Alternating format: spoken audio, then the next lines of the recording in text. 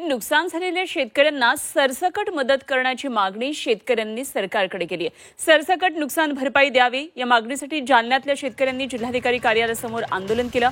हातात ज्वलनशील पदार्थ घेऊन जिल्हाधिकारी कार्यालयामध्ये चर्चेसाठी जाणाऱ्या या शेतकऱ्याला पोलिसांनी ताब्यात घेतलं।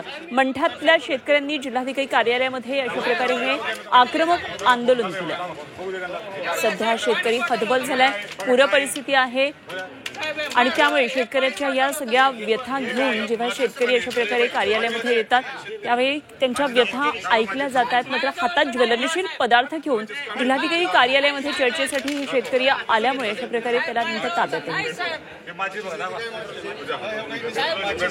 सगळं शेतकऱ्यांना नुकसान भरपाई द्यायला पाहिजे।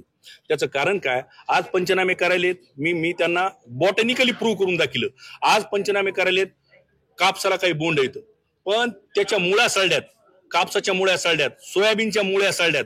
तर आज जरी हिरवे दिसलेले असलेले पिकं, काही पिकाला शेंगा असतात, सोयाबीनला शेंगा असतात, मुगा उडदाला शेंगा असतात, कापसाला पाते असतील, 4 दिवसांना गळून जाणार। त्याचं कारण काय, ते पाण्यात आहेत पूर्ण पिकं, मुळे सळल्यात आणि त्यांना पाण्यात असल्यामुळे त्यांना ऑक्सिजन मिळणं आणि मग आता ऑक्सिजन मिळणं तर ते पिकं हळूहळू ते मुळे हे सोडून देतात, पिकं सोडून देतात।